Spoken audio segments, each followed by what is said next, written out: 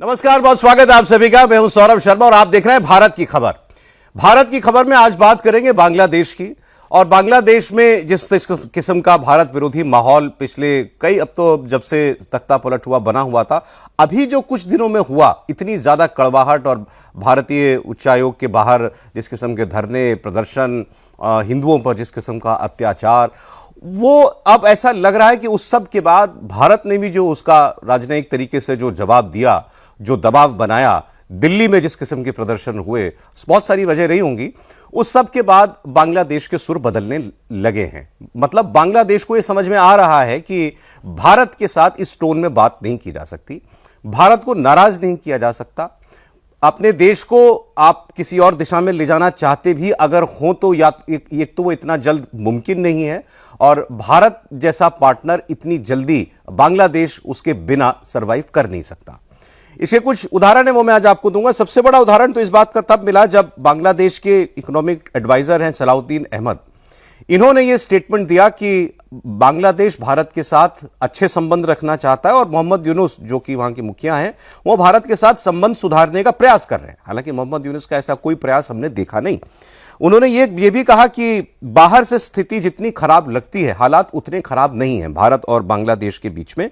हम दोनों देशों के बीच किसी किस्म की कड़वाहट नहीं चाहते, और अगर कोई बाहरी शक्ति समस्या पैदा करने का प्रयास कर रही है तो ये किसी के भी हित में नहीं है। मतलब बांग्लादेश के इकोनॉमिक एडवाइजर, उनके, आप उनको वित्त मंत्री मानिए, उनके तरफ से कहना कि हम संबंध अच्छे चाहते हैं, तो इसका मतलब ये बांग्लादेश के टॉप लेवल से ये बात आई है और एक पॉजिटिव डेवलपमेंट है। इसके पीछे जो वजह है वो मैं आपको बताऊंगा, लेकिन बांग्लादेश की सरकार की अपनी प्रॉब्लम्स बहुत ज्यादा हैं, तो इसीलिए वो भारत जैसे अपने सबसे बड़े पार्टनर के साथ रिश्ते खराब करके अंदरूनी हालात पे काबू ना पा पाए, ऐसी स्थिति वो भी नहीं चाहती। आगे देख, जैसे अभी जिस वजह से सारा उत्पात बांग्लादेश में मचा, जो इंकलाब मंच के एक नेता थे, युवा नेता उस्मान हादी, उनकी गोली मारकर हत्या कर दी गई।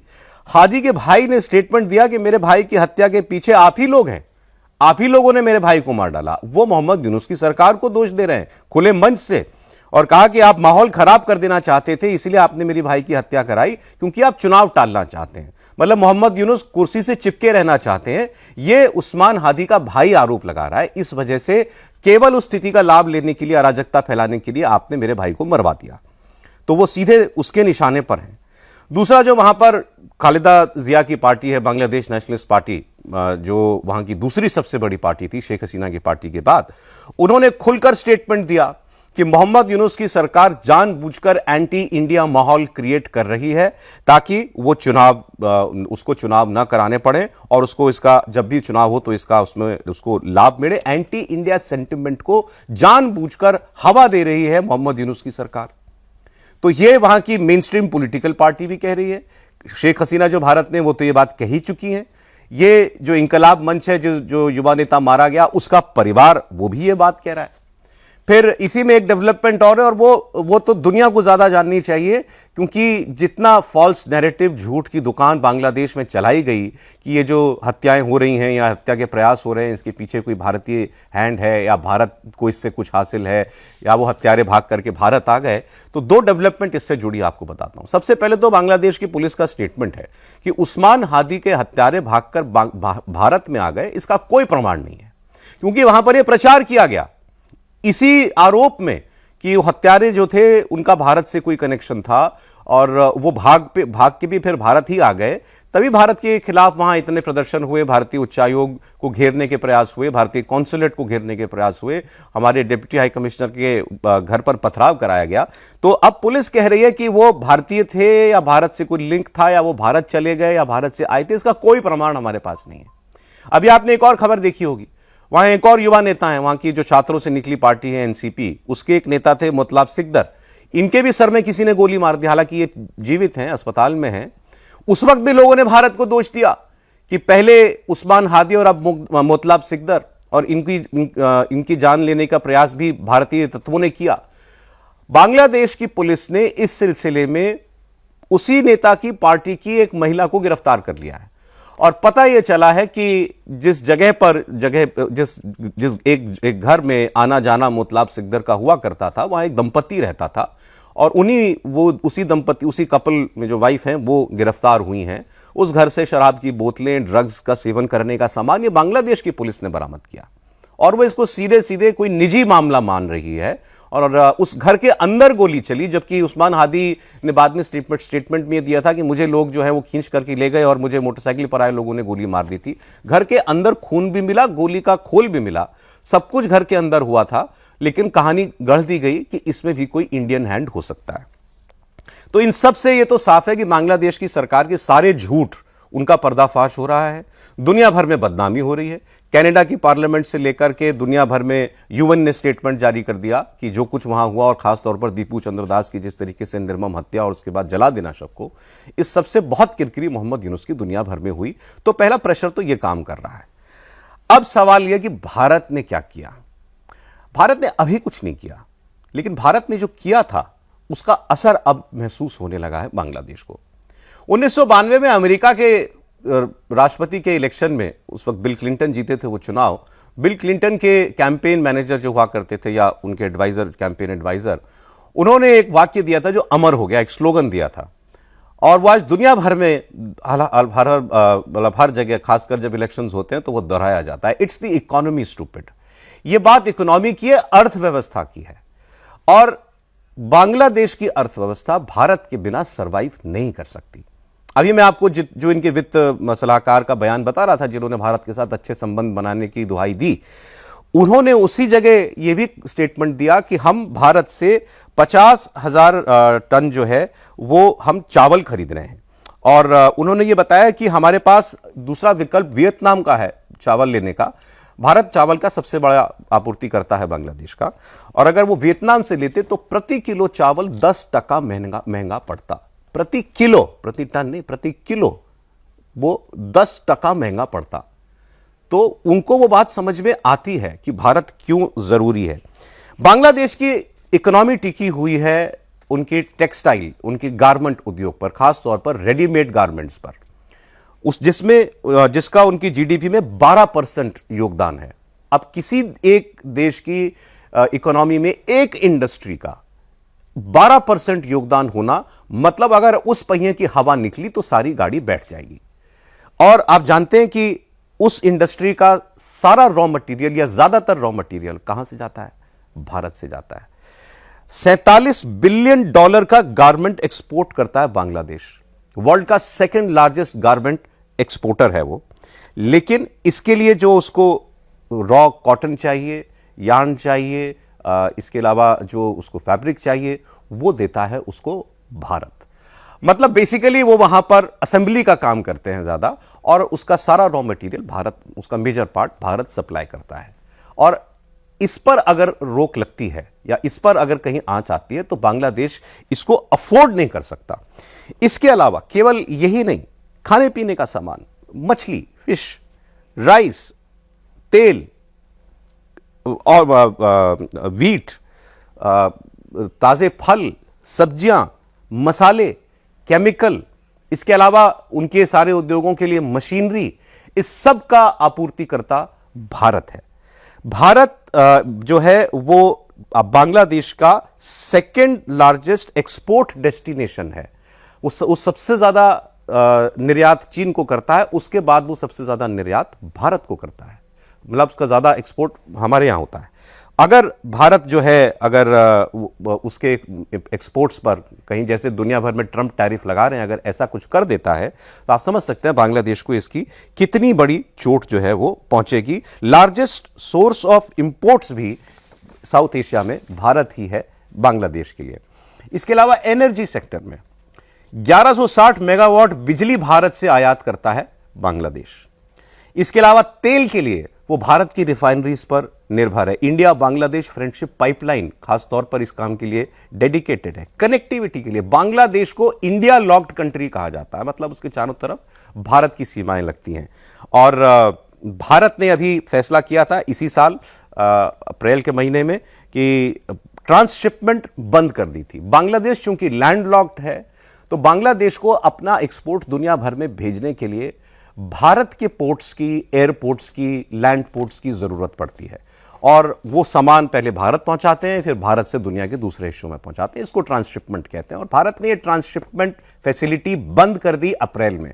इसका सीधा असर यह हुआ कि बांग्लादेश का एक्सपोर्ट महंगा हो गया। बांग्लादेश का अगर वो कपड़ा भेज रहे थे बाहर, तो कपड़ा पहले जितने का वो बाहर भेजते थे, अब वो महंगा हो गया। उसका सामान जो है विश्व के और बाजारों में कम कॉम्पिटिटिव रह गया। इससे सीधी चोट बांग्लादेश के एक्सपोर्ट्स को पहुंची है। इसके अलावा 30% बायलैटरल ट्रेड दोनों देशों का जो है वो बेनापोल पेट्रापोल लैंड पोर्ट के जरिए होता है, जिस पर मई 2025 में रिस्ट्रिक्शन लगा दी गई। मतलब लैंड पोर्ट की जगह बांग्लादेश के एक्सपोर्टर्स को विवश किया गया कि अब आप सी पोर्ट के जरिए अपना सामान भेजिए।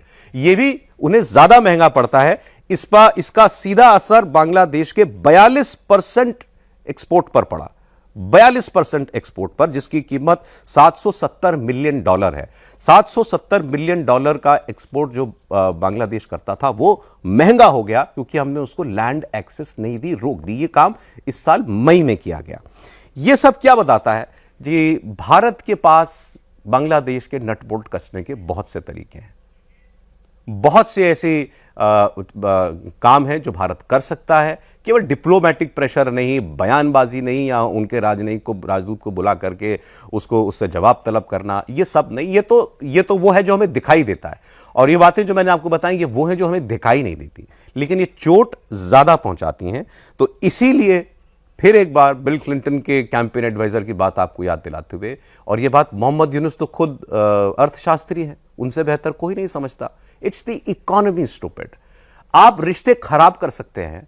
आप भारत जैसे ट्रेडिशनल पार्टनर को, पाकिस्तान जैसे देश के लिए जिससे आपने उसके जुल्मों से आजिज आकर के आजादी ली, और वो आजादी भी भारत ने दिलाई, आप हो सकता है कि तात्कालिक कुछ लाभ देखते हुए उसकी तरफ थोड़ा झुकाव अपना करना चाहते हो, लेकिन भारत जैसे पार्टनर का उपाय कोई है नहीं, और कोई विकल्प भी नहीं है बांग्लादेश के पास। इसीलिए बांग्लादेश अब टेम्पो और टेम्परेचर दोनों डाउन करना चाहता है, जो भारत विरोधी तापमान वहां पर उसने खुद सबसे ज्यादा बढ़ाया था।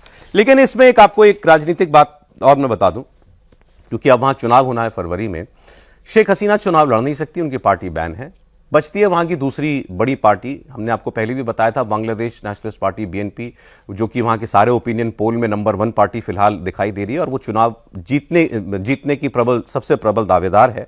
खालिदा जिया वेंटिलेटर पर हैं। उनके बेटे कल 25 तारीख को वो बांग्लादेश आ रहे हैं अपनी मां का हालचाल जानने और अपनी पार्टी की कमान संभालने के लिए भी। और भारत ने ऐसा लग रहा है, जैसा कि माना जा सकता है, क्योंकि बहुत लीवरेज भारत का बांग्लादेश के अंदर है। भारत अब अपना वजन जो है बीएनपी पार्टी के पीछे रखने जा रहा है। मतलब हमें यह सुहाता है कि वहां पर खालिदा जिया की पार्टी चुनाव जीत जाए, क्योंकि खालिदा जिया भले ही वो शेख हसीना जैसी भारत की दोस्त या हितैषी ना हो, लेकिन वो उनकी पार्टी एक बड़ी पार्टी है, पुरानी पार्टी है, और वो बायलैटरल संबंधों की अहमियत को समझते हैं। वो कभी नहीं चाहेंगे कि पाकिस्तान के लिए भारत से रिश्ते खराब किए जाएं। वो हमेशा बीएनपी ये चाहेगी कि भारत के साथ दोस्ताना रवैये रहें।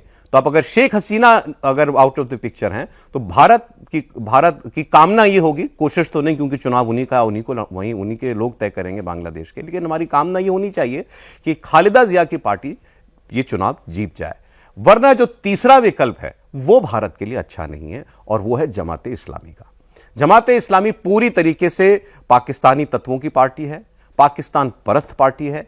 ये वो लोग हैं जो कि जब पाकिस्तान की फौज वहां पर जुल्म सितम, मार काट, रेप, बलात्कार ये कर रही थी, उस वक्त भी वो पाकिस्तानी फौज का ही साथ दे रहे थे। और इन्हीं लोगों के खिलाफ मुकदमे चलाए शेख हसीना ने, जिसका बदला शेख हसीना को अपदस्थ करके जमाते इस्लामी के लोगों ने लिया। तो वो तो ये जरूर चाहेंगे कि बांग्लादेश और पाकिस्तान जो है ये फिर से करीब आ जाएं, जिसके प्रयास मोहम्मद यूनुस ने पिछले 1.5 साल के अंदर खूब किए। और मैं आपको एक खबरदार करने वाली खबर भी बताता चलूं कि अगर जमाते इस्लामी आ जाती है सत्ता में, तो यह भारत के लिए कितना बड़ा सरदर्द हो सकता है, यह हमारे लिए क्यों अच्छा नहीं है। ऐसी खबरें हैं कि पाकिस्तान और बांग्लादेश, पाकिस्तान और सऊदी अरब जैसा कोई रक्षा समझौता करना चाहते हैं, या उस समझौते की बातचीत होने लगी है। आप जानते हैं कि सऊदी अरब ने अभी पाकिस्तान के साथ एक ऐसा अग्रीमेंट किया है जिसमें एक देश पर हमला दोनों देशों पर हमला माना जाएगा, कुछ नेटो जैसा उन्होंने आपस में समझौता किया है। और वहां भी ये चर्चा थी कि पाकिस्तान अपना न्यूक्लियर आर्सेनल जो है या एटमी हथियार वो भी शेयर कर सकता है ऐसी किसी आपातकालीन परिस्थिति में सऊदी अरब के साथ। ये सारी चर्चाएं बांग्लादेश और पाकिस्तान के संबंध में भी चलना शुरू हो चुकी हैं।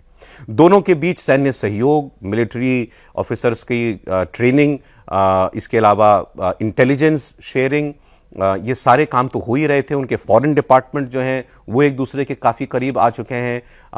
जो दशकों में नहीं हुआ था, पाकिस्तान के विदेश मंत्री, उनके होम मिनिस्टर, उनके हाई रैंकिंग जनरल, इन सब ने बांग्लादेश का दौरा किया है, क्योंकि ये कभी वेलकम नहीं थे बांग्लादेश में, लेकिन इनको आप खुली बाहों से आमंत्रित कर रहे हैं मोहम्मद यूनुस, और जमात इस्लामी इस काम को और जोर शोर से आगे बढ़ाएगी। तो इसीलिए बांग्लादेश का चुनाव केवल बांग्लादेश की किस्मत नहीं तय करेगा, वो ये भी तय करेगा कि आने वाले एक लंबे वक्त तक भारत और बांग्लादेश के संबंध कैसे रहेंगे।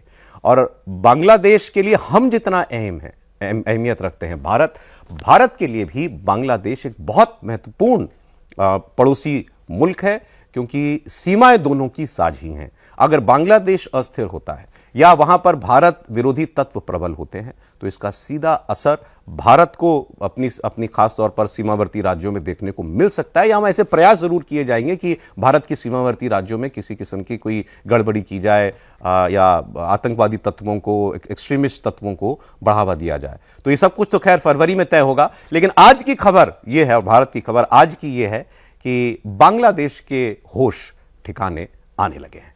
आज इतना ही।